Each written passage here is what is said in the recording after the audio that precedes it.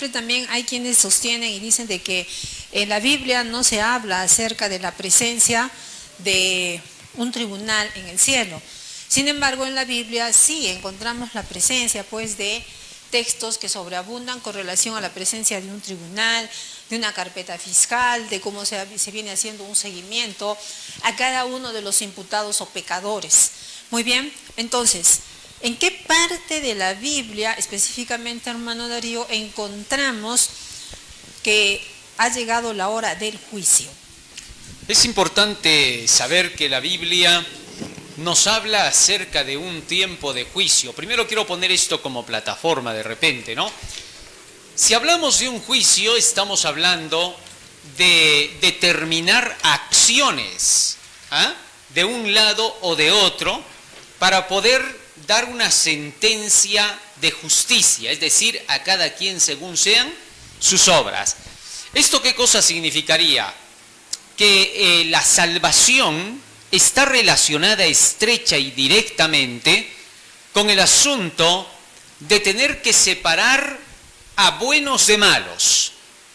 Desde el principio del mundo hemos visto que a causa del pecado, es decir, a causa de la transgresión de la ley, de violentar las bases del gobierno divino, ingresa en el mundo la muerte, la destrucción, el sufrimiento, la miseria.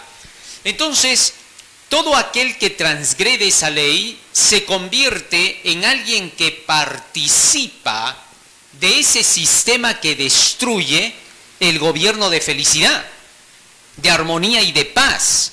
Entonces, por esa razón es que se habla de tener que juzgar a aquellos que transgredan esa ley.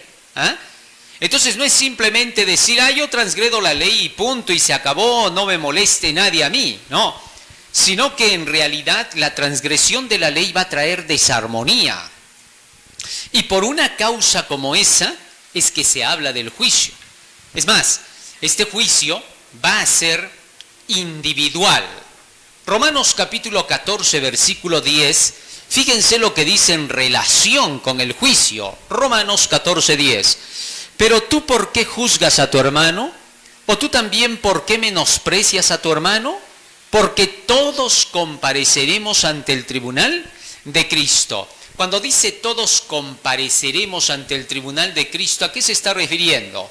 A que no hay un solo individuo en esta tierra que no tenga que pasar por el juicio de Dios. Debido a que cada uno de nosotros, por nuestra conducta, por nuestro comportamiento, determinamos la armonía o desarmonía en la sociedad humana. Ahora, teniendo eso en cuenta, Apocalipsis capítulo 14, versículos 6 y 7, nos hace mención de la hora del juicio bajo el contexto del Evangelio. Quiero que notemos esto, por favor. Vi volar por en medio del cielo a otro ángel que tenía el evangelio eterno para predicarlo a los moradores de la tierra, a toda nación, tribu, lengua y pueblo, diciendo a gran voz, temed a Dios y dadle gloria, porque la hora del juicio ha llegado. Nótese bien que aquí la hora del juicio es presentada como parte del evangelio. Y cuando hablamos de la palabra evangelio, estamos hablando de la buena noticia, porque evangelio deriva del término evangelión, que significa buena noticia, buena nueva. El darnos algo bueno para que nosotros conozcamos que nos va a traer alegría, paz, armonía. Entonces el juicio sí es una buena noticia, porque va a traer esa armonía en la sociedad humana. Y más aún, ¿hay mención del juicio entonces en la Biblia? Sí hay mención del juicio. No es un asunto que no tenga que ver con la salvación. Sí tiene que ver. Sí va a haber un juicio, pero ahora vamos a ver el desarrollo de este. Acabamos de escuchar algo muy interesante, ¿no? La presencia de un tribunal. ¿Qué es un tribunal? Es una institución donde se van a dirimir casos, donde hay conflictos y donde se va a administrar justicia por la autoridad competente, evidentemente. Entonces, cuando alguien nos dice que la Biblia no habla acerca de un tribunal, pues están mintiendo o no han leído esa parte que acabamos de leer. Definitivamente, entonces, sí existe la presencia entonces de un tribunal. Eso creo que ya nos va quedando claro. Ahora, ¿Hubo juicio en el pasado, de acuerdo al contexto bíblico? Muy bien. El asunto es que hay algunos movimientos religiosos que dicen que el juicio no es un evento que se va a realizar en un determinado tiempo. Algunos lo ponen para el fin del mundo. Cuando Cristo venga, dice, es el juicio final, ¿no? Otros dicen, no, apenas muere la persona ya pasa al juicio. Sin embargo, cuando vamos a Eclesiastés capítulo 12, versículo 13 y 14, nos encontramos que el asunto del juicio iba a estar determinado para un periodo, para un tiempo en específico, y que no era parte de los que vivían entonces en el Antiguo Testamento. Fíjense lo que dice acá. Esto escribe el sabio Salomón. El fin de todo el discurso oído es este: teme a Dios y guarda sus mandamientos, porque esto es el todo del hombre, porque Dios traerá toda obra a juicio, juntamente con toda cosa encubierta, sea buena o sea mala. Entonces el sabio Salomón no está poniendo al juicio como cosa del presente, sino como cosa ¿de qué? De un futuro. Dios traerá toda obra a juicio de todos los personajes humanos, de todo ser humano. Por lo tanto, entonces el juicio debe de estar determinado para un tiempo futuro para los del Antiguo Testamento. Muy bien, entonces para poder determinar una sentencia hace falta la presencia de un tribunal. ¿Hubo juicio entonces en el pasado? Por supuesto que lo hubo. Se determinó una sentencia tremenda contra el mundo antediluviano. Por supuesto que hubo, ¿no? ¿Por qué? Porque Dios mismo dice que ya estaba cansado de sus malas obras. ¿Por qué? Porque su corazón era solamente de continuo, su pensamiento era hacia el mal. Entonces, en base a eso es que Dios determina una sentencia, ¿no? Hasta aquí nomás. 120 años se va a dar de gracia y ahí concluye. Entonces, sí, hubo un juicio. Lo que se ve ahí son sentencias, ¿no? Pero fijémonos en una cosa.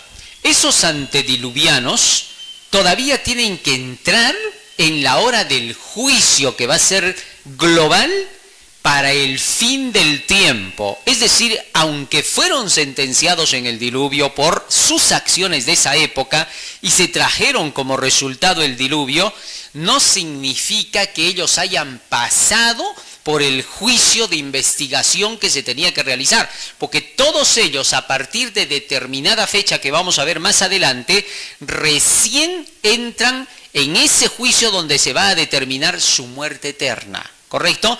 En esa ocasión solamente fue la muerte temporal. Esto tenemos que saber diferenciar, ¿correcto? Miren, hay personas en el pasado que recibieron castigos por sus propias acciones, ¿no es cierto? Pero eso no significa que todavía se haya decidido su juicio para poder determinar su perdición o su salvación. Entiéndase eso. Eso recién se iba a realizar cuando llegara el tiempo de la purificación del santuario celestial. ¿Ah? Para eso había entonces un determinado tiempo. Pero luego, sodomitas, todos los que fueron muertos en esa ocasión fue a causa del momento y de las cosas que estaban pasando. ¿Ah? Pero el juicio que va a determinar su perdición o su salvación va a ser el juicio investigador. Así que hagamos bien la diferencia. Entonces, ¿qué dijo Jesús acerca del juicio? Fíjense lo que dice Cristo, San Juan capítulo 12, versículo 36. ¿Cómo veía Jesús el juicio? Lo vamos ordenando acá. San Mateo capítulo 12, versículo 36. San Mateo, perdón, capítulo 12, verso 36. San Mateo 12, 36. Miren lo que dice Cristo. Mas yo os digo que de toda palabra ociosa que hablen los hombres, de ella darán cuenta en el día del juicio. Es decir, que para Jesucristo el juicio, ¿dónde estaba puesto? En el futuro.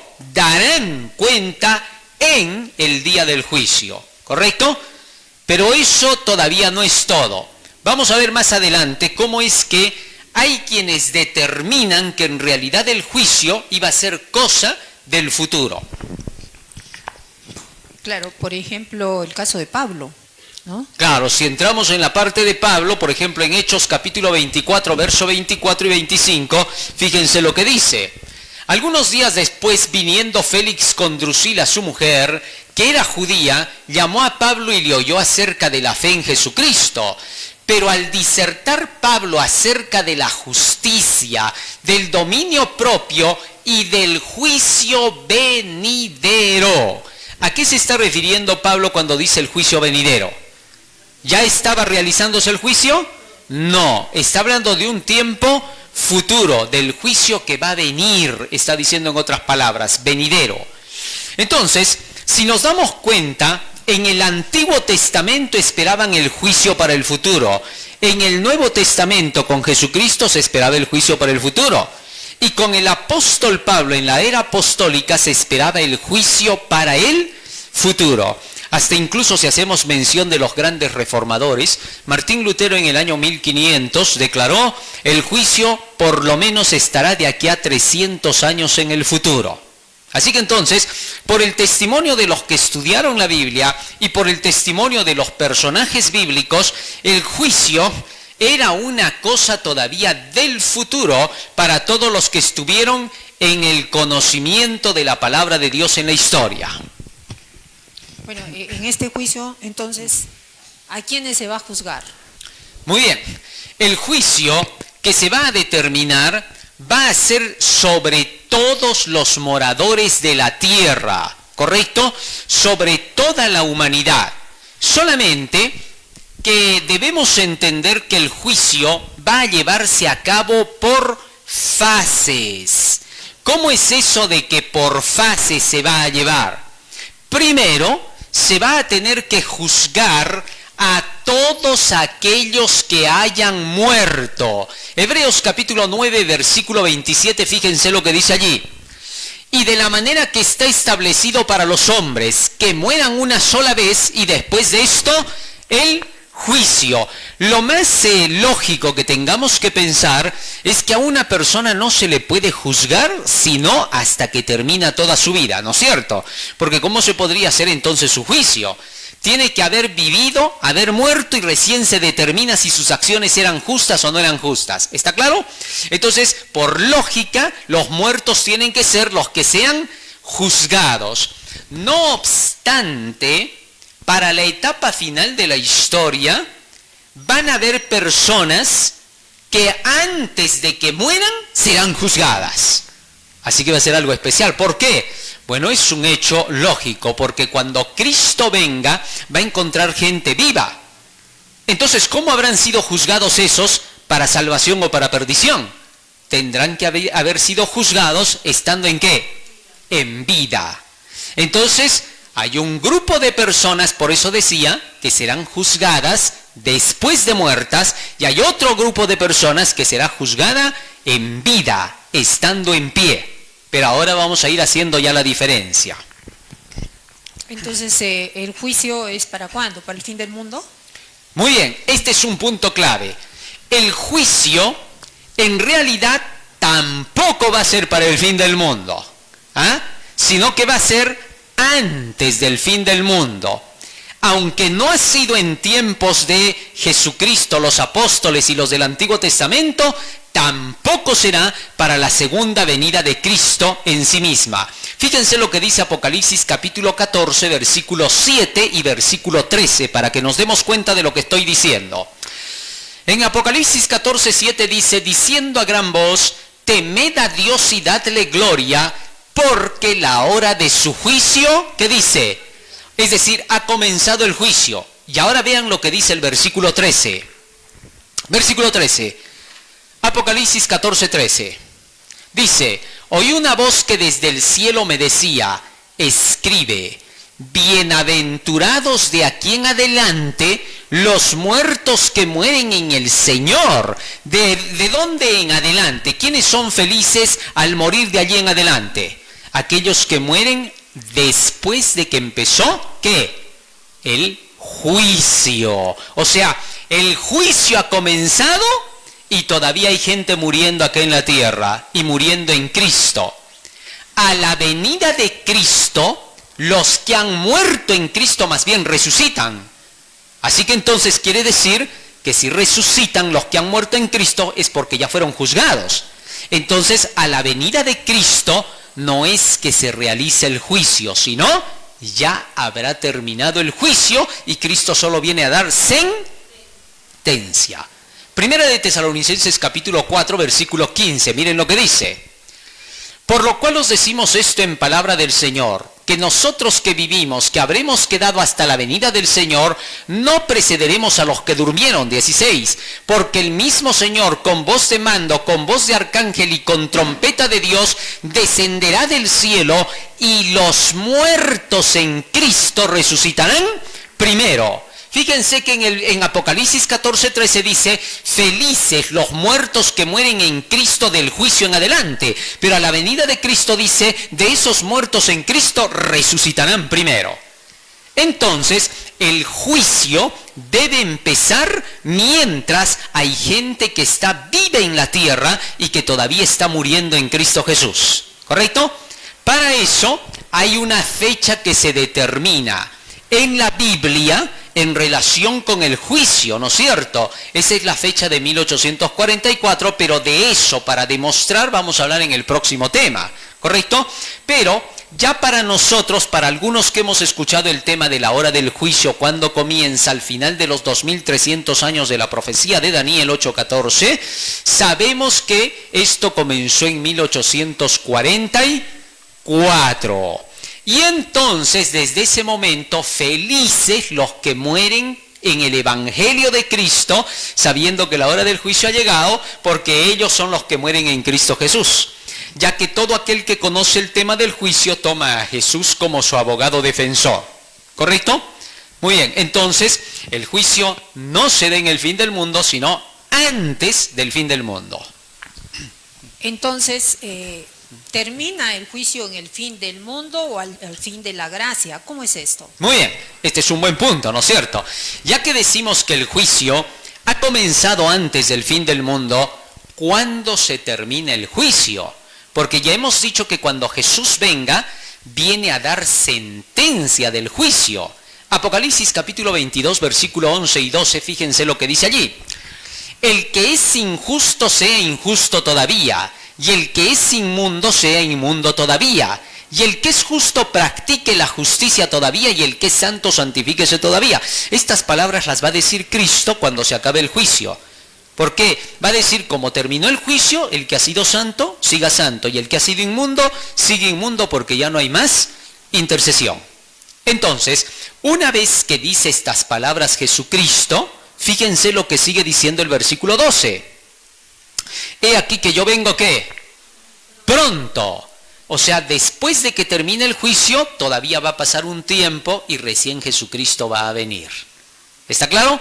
Ahora, a eso se le llama el cierre del tiempo de gracia, y hay un periodo conocido como el tiempo de angustia, que es el tiempo que se llama pronto. Es lo que está diciendo acá. Yo vengo pronto y mi galardón conmigo para recompensar a cada uno según sean sus obras. Eso que se llama sentencia. Entonces, el juicio comienza antes de que Cristo venga y termina antes de que Cristo venga. ¿Está claro? Comienza antes, termina antes. No se olviden. Y cuando viene, recién es la sentencia. A ver, hay dos cosas que siempre he escuchado, ¿no? El fin del mundo y el tiempo del fin. Entonces, ¿cuándo va a concluir ese juicio? Muy bien. Aquí tenemos dos puntos claves. En la Biblia hay algo a lo que se le llama el tiempo del fin. Eso está mencionado en Daniel capítulo 12. El tiempo del fin ha comenzado con un periodo desde 1798. ¿Ya? Eso lo vamos a ver en otras profecías. En 1798 comienza el tiempo del fin, y la última parte de ese tiempo del fin, que es un periodo de años obviamente desde 1798 hasta que Cristo venga, la última parte, que ya se va a llamar el fin del juicio, se llama el fin del mundo. ¿Correcto? Ese es el fin del mundo, el fin del tiempo del fin, llamémosle así, cuando ya se cierra el periodo del tiempo final. En ese periodo, cuando llegue el fin del tiempo del fin, es cuando se realiza el cierre del tiempo de gracia y acaba el juicio. A través de la palabra de Dios constantemente se nos está comunicando de que va a haber un juicio, que hay un tribunal. Entonces es cuando debemos de ponernos a cuentas con Dios, ¿no? Cómo está nuestra vida de acuerdo a lo que hemos venido estudiando en temas pasados, ¿no? Si estamos de acuerdo a la ley, si estamos de acuerdo al Evangelio, si estamos de acuerdo a los principios establecidos y plasmados en esa tabla de piedra, en esas 2 tablas de piedra, o si nuestra vida se ajusta también al libro de la ley, que es el Evangelio, la justicia, la fe y la gracia. Entonces, en base a la Biblia, a ese código bíblico, es que vamos a ser juzgados. Correcto. ¿No? Ahora, entonces, ¿qué se debe hacer en el fin del mundo? Porque es del fin del mundo, ya nos ha quedado claro, el fin del tiempo del fin y el fin del mundo. Entonces, ¿qué tenemos que hacer en el fin del mundo, en el contexto del juicio? Muy bien, aquí hay algo interesante. Los que van a vivir para el fin del mundo son aquellos que van a estar en el tiempo cuando Jesucristo en San Mateo 24, versículo 3 en adelante, habló del fin del mundo. Fíjense lo que dice allí para ubicarnos. San Mateo capítulo 24, versículo 3 en adelante. Versículo 3.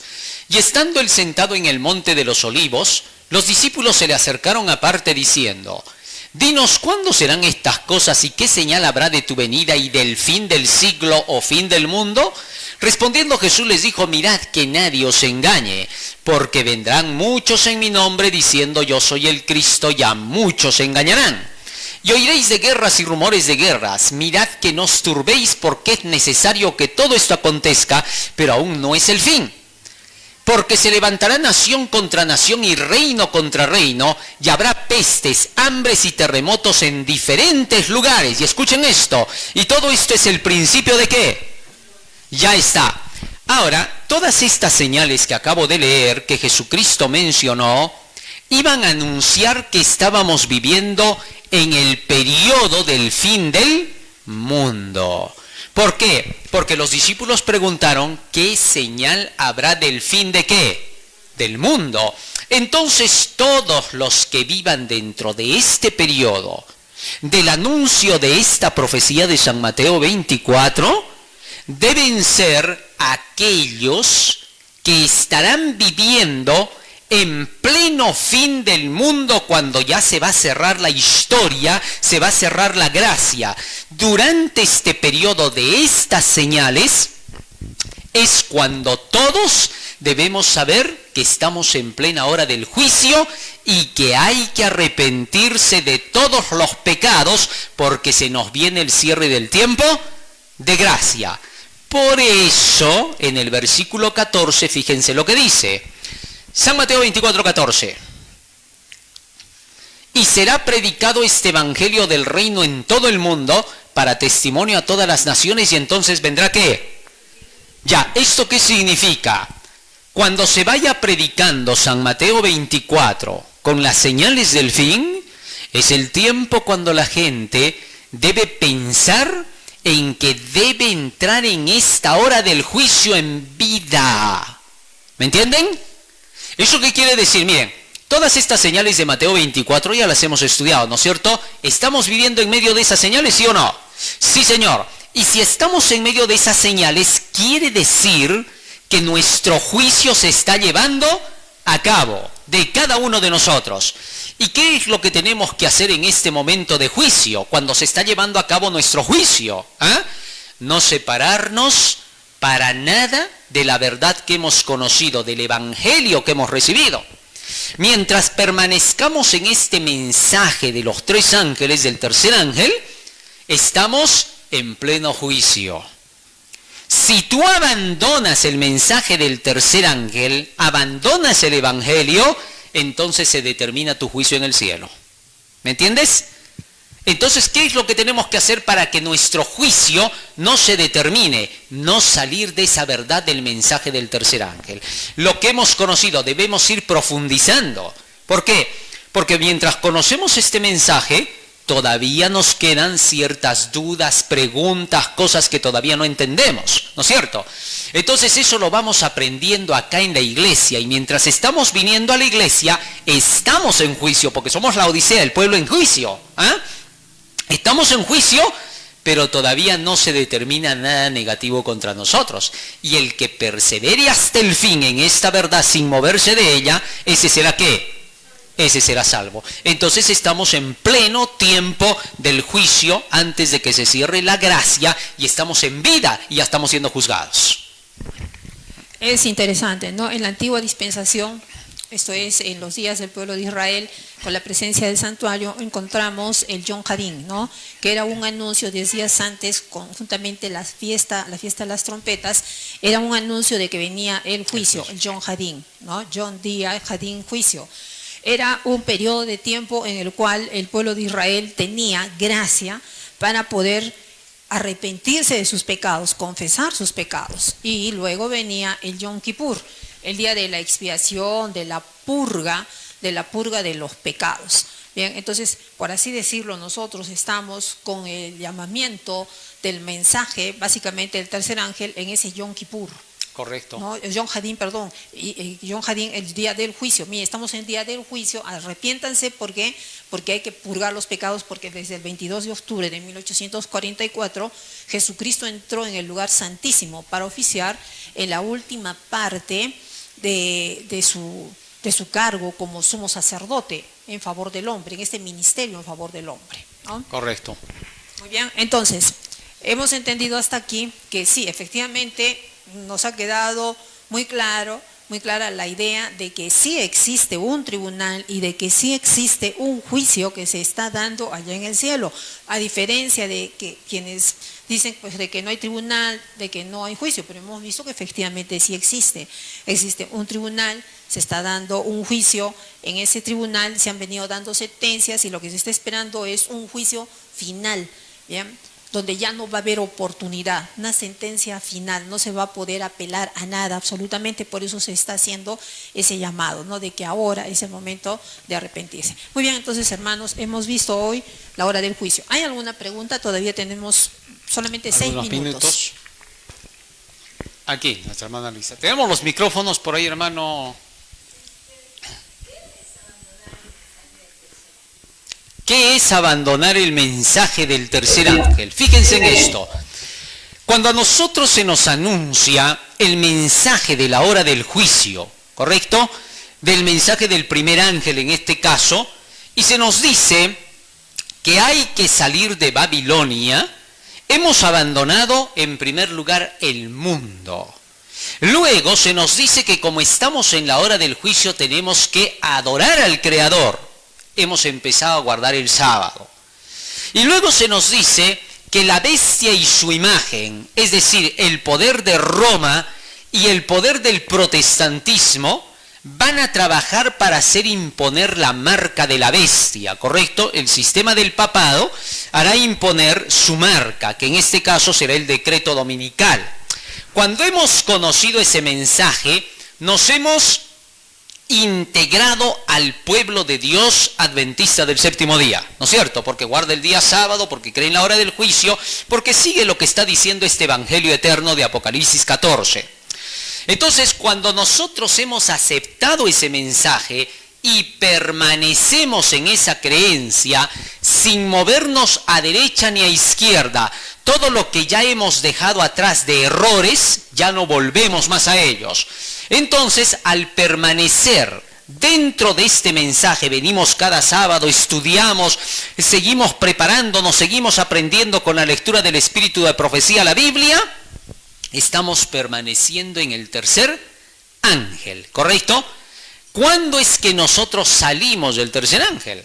Cuando nosotros, nos volvemos hacia las ideas antiguas del pasado, al mundo, a Babilonia con sus costumbres, nos regresamos con la iglesia romana, nos regresamos con las iglesias protestantes y entonces abandonamos lo que un día creímos, abandonamos la fe.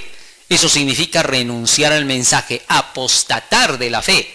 Cuando entramos en ese punto de apostasía, entonces el riesgo es terrible porque podríamos perder nuestras almas. Podría determinarse en el juicio del cielo, regresó a la perdición, ¿correcto? Pero hay algunas personas que a veces se dejan arrastrar por el mal y a veces hasta incluso se vuelven al mundo por un tiempo, ¿no? Pero luego reflexionan, reaccionan, raras veces se ve esto, y regresan al camino, ¿no? Y entonces se reintegran y toman más fuerza que en el pasado. Acuérdense de Salomón, cuando también se apartó por un tiempo, pero al final regresó, ¿no es cierto? Entonces, para esas personas que entienden lo que es el mensaje del tercer ángel, regresan y ahora deben permanecer firmes y no moverse, porque entonces podrían perder sus almas, ¿correcto? Ahora, si retrocedemos, supongamos, a doctrinas falsas que aún pueden estar dentro de nuestra iglesia, ¿no? Si retrocedemos a doctrinas falsas donde se enseña que no hay la hora del juicio, que las profecías no, que todo es amor, paz tipo ecuménico, entonces estaríamos ahí sí en un riesgo grave, porque eso se llama el zarandeo en la iglesia, y aquellos que no resisten el zarandeo quedan borrados de los libros del cielo. ¿Correcto? Eso significaría salir del tercer ángel. Muy bien. Bien, ¿alguna pregunta más? Aquí, nuestra hermana Ana.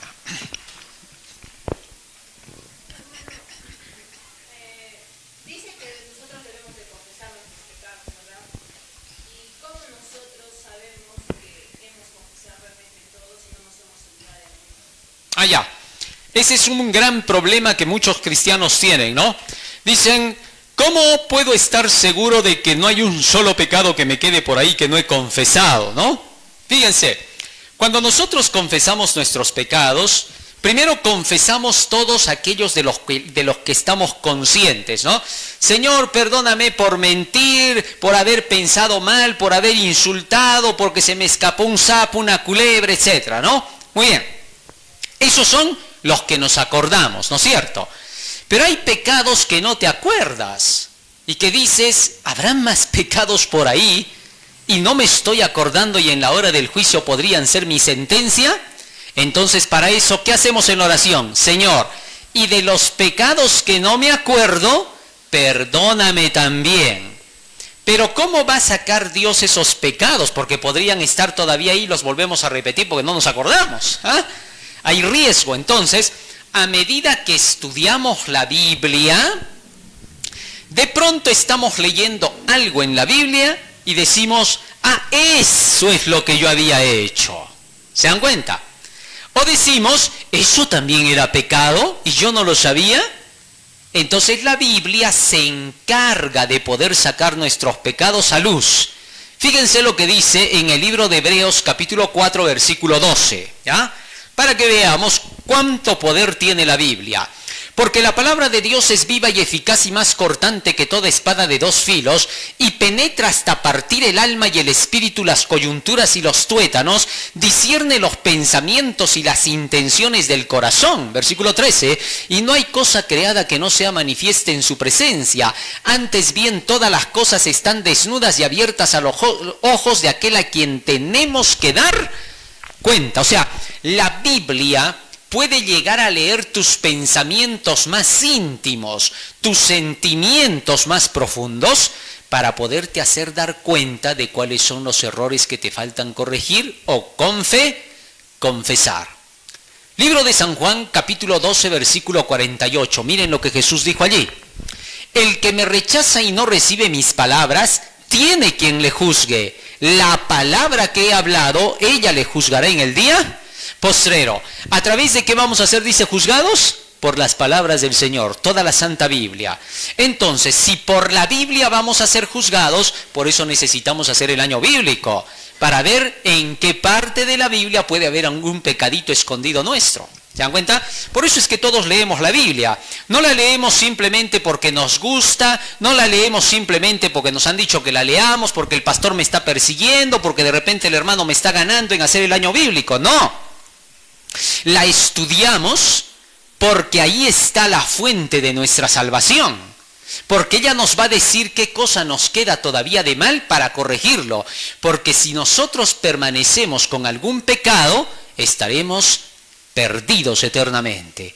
No creemos en esa teoría que se enseña de que ya estamos salvos, ¿no? No creemos ni en el salvo siempre salvo, ni en el salvo y te puedes perder después. No creemos en ninguna de esas dos teorías porque son antibíblicas. Nosotros creemos en lo que enseña la Biblia. Primera de Timoteo 4:12, fíjense lo que dice allí la Escritura. Dice, o es el 5:12 creo, vamos al 5 a ver si es que está ahí, si no la buscamos después. ¿Ya? No estamos ahí. A ver si lo recuerdo. A ver, 5:16, ponle por si acaso, si no lo vamos a buscar luego. 5:16. No, tampoco, se me ha ido ahorita. Ya, pero allí se hace mención de cómo Pablo le dice a Timoteo, cuídate de ti mismo y de la doctrina, que haciendo esto te salvarás a ti mismo y salvarás a los que te oyeren. A ver si lo podemos encontrar mientras allí, pero 4:16, vamos al 4:16, estábamos cerca, a un pasito, ahí está. No descuides el don que hay en ti que te fue dado mediante la profecía con el 16, hermano Fran, me está haciéndole el 14. Ten cuidado de ti mismo y de la doctrina, persiste en ello, pues haciendo esto, ¿qué dice ahí? Te salvarás a ti mismo y a los que te oyeren. Dice, ¿estás salvo? O recién dice, te salvarás si permaneces en la doctrina. ¿Te das cuenta? Es decir, no hay salvación instantánea. La salvación es cosa del futuro. Si permaneces hasta el fin, fiel serás salvo. Sé fiel hasta la muerte, te daré la corona de la vida, dice Apocalipsis 2:10. ¿Ah? Y en San Mateo 24:13 dice, el que persevere hasta el fin, ese será ¿qué? Salvo.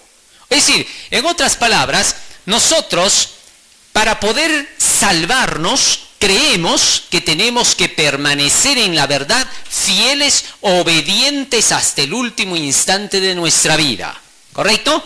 Y cuando hayamos sido fieles, ya sea hasta el cierre de la gracia o hasta que se acabe nuestra vida, recién podemos decir que estamos, ¿qué cosa? Salvados, ¿no? Cuando Cristo venga y resucitemos y morimos o estamos vivos hasta el final, recién diremos salvo, siempre salvo. ¿Ah? Antes de eso, para nada. ¿Ya? Entonces, ¿qué tenemos que hacer? Hemos de estudiar la Biblia para poder saber cómo confesar nuestros pecados. ¿Bien? ¿Alguna pregunta más? Ahí, nuestra hermana Karen.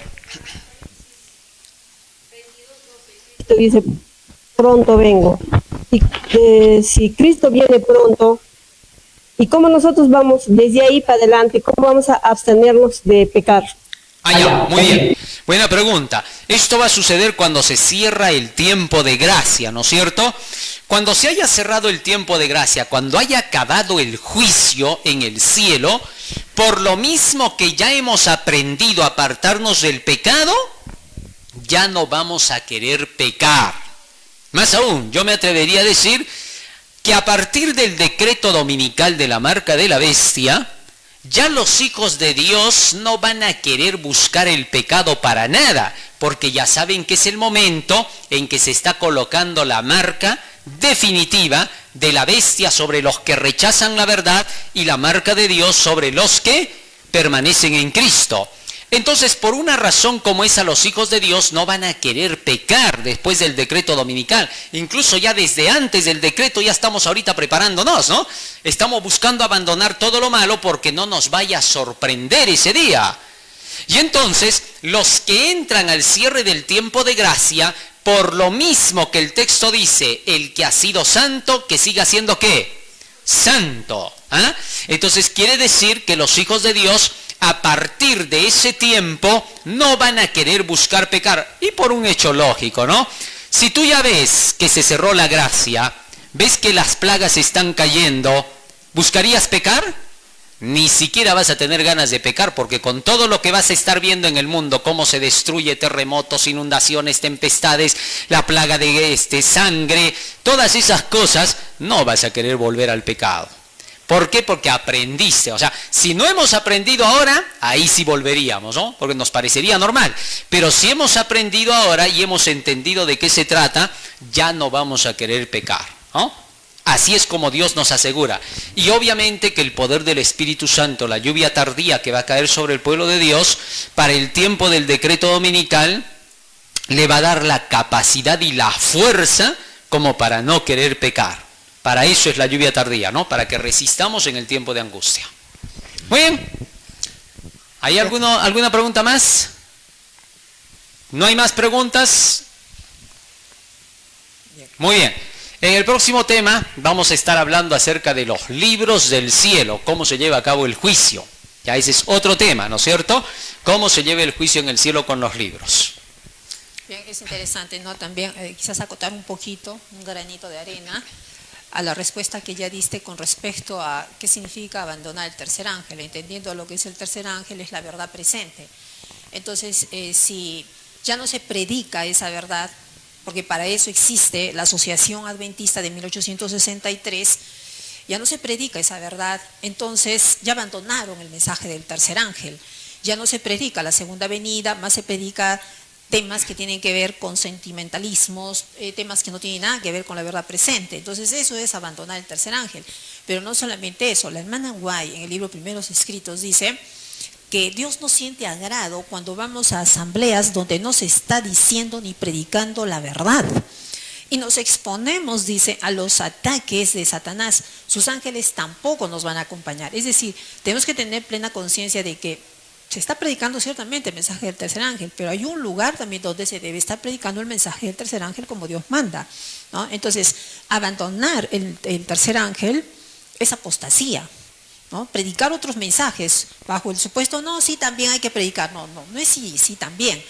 Son objetivos de la asociación como representante que se tiene que dar.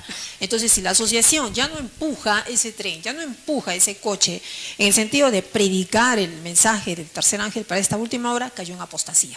Aquí hay un punto interesante, ya que has hecho mención. Eso ya se llama el zarandeo, ¿no? Fíjense, ¿qué cosa va a pasar en nuestra iglesia?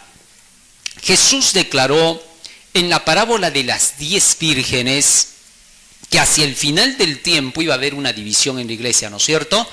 Y se iban a separar las vírgenes prudentes de las insensatas. Y luego también presentó la parábola del trigo y la cizaña, ¿no? Esas parábolas son aplicables para el tiempo en que en la iglesia vaya a haber un zarandeo.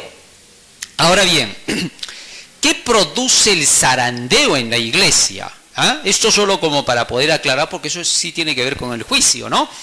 ¿Qué cosa produce el zarandeo en la iglesia?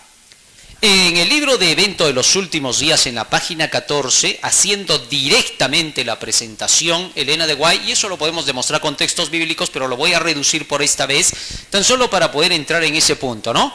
Ella dice que la proclamación del tercer ángel dentro de la iglesia adventista en nuestro pueblo va a crear una separación del trigo y la cizaña. El trigo va a aceptar el tercer ángel, se va a unir con ese mensaje y lo va a proclamar a ese mensaje. Unirse con el tercer ángel significa unirse con todos aquellos que proclaman esa verdad, porque no hay otra forma de unirse, ¿no? Porque a veces decimos, pero ¿por qué me uno yo contigo? Entonces yo le diría también, ¿y yo por qué me uno contigo? No es así el asunto, es si llegó el tercer ángel a través de un individuo, quien quiera que sea en la iglesia, y Dios le dio la luz, está levantando una voz para que todos se acojan a esa voz. Imagínense cuando Juan el Bautista se levantó, predicando que ya venía Jesús, ¿qué tal hubieran venido varios a decirle, no, pero ¿por qué tú? ¿Por qué no es mejor que uno de nosotros se levante? ¿Por qué tú te tienes que levantar? ¿Por qué tú primero? No interesa. Dios llamó a alguien, le dio el mensaje, él lo anunció y ahora Dios dice, óiganle a él, ¿correcto? Porque es así como funciona la iglesia, no es del que quiere ni del que corre, sino de Dios quien elige, ¿correcto? Entonces cuando vemos, por ejemplo, ¿a quién eligió Dios para predicar el primer ángel? ¿Se acuerdan? ¿Qué se llamaba? Guillermo Miller. Nadie podía venir a decirle a Guillermo Miller, pero ¿por qué tú? pero es que tú no estás con las iglesias. ¿A qué iglesia pertenecía Miller? ¿Se acuerdan? ¿Ah? Él era primeramente un creyente de la masonería, ¿ah? Pertenecían al deísmo. De ahí comenzó a visitar al metodismo. Y en el metodismo comenzó a predicar el evangelio y terminó adventista. ¿Ah? Ahora, nadie puede decir por qué Dios lo eligió a él. No, simple. Le llegó la luz a él, conoció, la proclamó y Dios dijo, a través de ti va a ir entonces. Y todos tenían que acogerse ¿a qué? A Miller. Muchos predicaron en esa ocasión también el mensaje del primer ángel, ¿se acuerdan? Por el mundo entero. Pero ¿dónde fue el centro? ¿Dónde acogió Dios a todos? Con Miller. Y después de Miller, Dios llamó a Elena de White. ¿Ah? Y muchos dicen que le decían a Elena de White, ¿cómo vamos a creer en ti? Una chica debilucha. Encima te ha caído una piedra en la cara. ¿No estarás loca y tienes sueños de locura por ahí? Comenzaron a decir mil cosas. ¿Qué importa? Lo que interesaba es que lo que decía estaba de acuerdo con la Biblia. Venga por quien venga la verdad. ¿Se acuerdan ustedes quién le predicó el evangelio a Balaam? ¿Ah? Su burrita. ¿Ah? Oye, ¿y cómo puede ser? O sea, no debo creerle a la burrita porque es burrita. No, señor, es la palabra de Dios y punto. ¿A través de qué habló Dios con Moisés cuando se le presentó? A través de una zarza inerte. Así que sencilla y llanamente, ahí estaba la presencia de Dios y dijo, quita las sandalias de tus pies. ¿Ah? Entonces Dios llama a quien quiere. Y cuando el mensaje del tercer ángel comienza a ser proclamado en esta última época, alguien lo predique ese mensaje y cuando vemos que es verdad, ¿qué le vamos a decir? ¿No te creo? No, porque perdemos el alma al instante. El Señor dice claramente, yo pondré profeta. Y aquel que no escucha a ese profeta, yo le residenciaré. Es decir, tú tienes que hacer caso a la voz del que Dios levanta, sea quien sea tu amigo o tu enemigo. ¿Ah? Hay personas que a veces dicen, pero ¿por qué el fulano tiene que ser el que predique? Y muchas veces se le pregunta a esas personas, ¿no? ¿Y quién quisieras que lo haga? ¿Quién te gustaría que lo hiciera? Bueno, me gustaría que sea el pastor, el presidente, pero no ha querido pues Dios así. No es así como Dios trabaja. En tiempos de Elías, Elías no era nadie, solo era un simple agricultor. Y Dios lo llamó. ¿Por qué no lo llamó a Acab?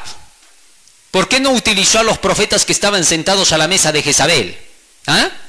¿Por qué no usó a esos? ¿Por qué no usó a aquellos profetas que también eran buenos y que Abdías los protegió? ¿Ah? ¿Por qué no a esas 7,000 rodillas que no se habían doblado ante Baal? ¿Por qué no los llamó? ¿Por qué lo llamó a Elías? Simple y llanamente porque no es del que quiere ni del que corre, sino de aquel a quien Dios llama y elige. ¿Está claro? Entonces nosotros tenemos que creer, si Dios por una piedra nos predica el tercer ángel, a esa piedra vamos a escucharla todos los días. ¿Me dejo entender? Entonces, dentro de la iglesia hay una proclamación que se está dando del tercer ángel, y si nosotros no nos acogemos a esa proclamación, en esta hora del juicio somos catalogados como gente que rechazó la verdad, solo porque no llegó. Ahora, en nuestra iglesia también dice el espíritu de profecía de Elena de White que muchos van a rechazar al tercer ángel y que pocos dirigentes de la iglesia van a aceptarlo y que la gran mayoría de los adventistas de nuestro pueblo rechazarán el mensaje del tercer ángel, ¿no? Y a veces decimos, pero ¿por qué Dios va a permitir eso? Pero ¿quiénes somos para decirle a Dios por qué lo permite? Eso solo depende de Él, porque Él conoce los corazones. Fíjense lo que dice en Romanos capítulo 9, verso 27, para que tengan una idea. También Isaías clama tocante a Israel. Si fuere el número de los hijos de Israel como la arena del mar, tan solo el remanente será salvo. ¿Se dan cuenta de lo que está diciendo Pablo? Él está presentando que no todos los que se llamaban del pueblo de Dios en esa época iban a ser salvados, solamente el remanente. Y el remanente, ¿quiénes eran? Los que aceptaban la verdad presente de los días del apóstol Pablo. Es decir, el mensaje que Jesucristo dejó. ¿Ya? Igualmente sucede en nuestra iglesia para hoy. A ver, si hay hermanos que ya han despertado con el tercer ángel, porque es así como a la iglesia se le ayuda. Si hay hermanos que han despertado al tercer ángel, ya estamos estudiando el mensaje del tercer ángel, pero de pronto decidimos irnos con aquellos que no quieren el tercer ángel en nuestra propia iglesia. Estamos hablando del zarandeo ahí, ¿ya? Inmediatamente que a pesar de que conocemos la verdad, la rechazamos y preferimos a quienes estamos conscientes de que no tienen la verdad, entonces corremos ahí sí peligro. Porque a la fuerza estaríamos rechazando la luz que Dios nos está enviando. Dentro de nuestro mismo pueblo es que Dios va a actuar. A veces hay personas que dicen, no, pero ¿por qué no predican a los de afuera? No, momentito. La luz es primero para el pueblo. No he venido sino a las ovejas de la casa de Israel, a las ovejas perdidas, dijo Cristo. Por ahí se tiene que empezar. Tú no puedes ir a predicar al mundo sin predicar primero a la iglesia, porque entonces estaría siendo candil de la calle, oscuridad de tu casa. Eso no tiene sentido. Tú tienes que empezar por el pueblo del Señor, porque primero es su pueblo antes que todos los demás. Y cuando en el pueblo de Dios se predica, como Jesús lo hizo, recién después de eso les dijo a los discípulos, ahora vayan al mundo a predicar. ¿Se dan cuenta? Y todavía 3 años y medio más tenían que predicar a los judíos, ¿ah? Acuérdense, no se olviden. Porque ¿hasta qué año todavía eran las 70 semanas? Hasta el año 34, hasta Esteban. Y el mensaje del Evangelio debía todavía ser predicado a los judíos. Pero cuando llegó la fecha del 34, dice el texto bíblico, entonces la persecución arreció y se fueron a predicar por todos los lugares. Recién salieron al mundo a predicar. Para que se cumpla, será predicado este evangelio en todo el mundo y entonces vendrá el fin. ¿Ya? Entonces sí hay un peligro de desviarse del tercer ángel aún dentro de la misma iglesia. Muy bien, entonces ya nos ha quedado claro que en el contexto del juicio no hay lugar para abandonar la verdad presente, ¿no? Correcto. Entonces, y dos, y ya para concluir también, nos ha quedado claro también de que hay una hora de juicio, que hay un tribunal y que debemos de confesar nuestros pecados, no dice nuestro pecado. Entonces, remitiéndonos al libro de Levítico, encontramos de que existen variedad de pecados, aunque la definición del pecado es una sola, la transgresión de la ley. Existen pecados culposos, dolosos, omisivos, por error, por hierro, ¿no? Entonces, un pecado doloso tiene mayor peso, digamos, a un error, ¿no? Aunque eso lo vamos a profundizar en el tema de los libros, ¿no? Entonces, quizás como un aporte una semilla a la hermana que hizo la pregunta, ¿no? De confesar nuestros pecados. O sea, uno no va y confiesa a Dios, Señor, perdóname todos mis pecados. No, pero tienes que ser específico, ¿no? Tienes que decir qué pecado has cometido para que el Señor te justifique y también para que nuestro Señor Jesucristo interceda y te ayude a abandonar ese pecado. Correcto, ¿no? Es ahí donde la Biblia actúa, bueno. Muy bien, entonces hermanos, quedamos aquí y con nosotros será en este segmento hasta el próximo sábado. Antes de concluir, vamos a pedir a nuestro hermano Darío que nos despida con una oración. Nos ponemos de rodillas. Muy bien, vamos a ponernos de rodillas para orar.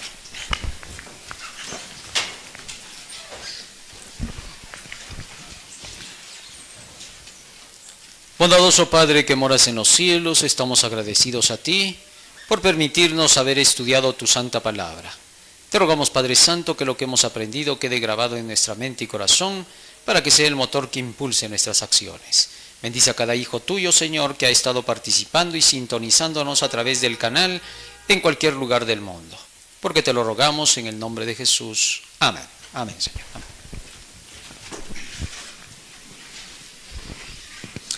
Muy bien, queridos amigos y hermanos, entonces les deseamos todavía un feliz sábado.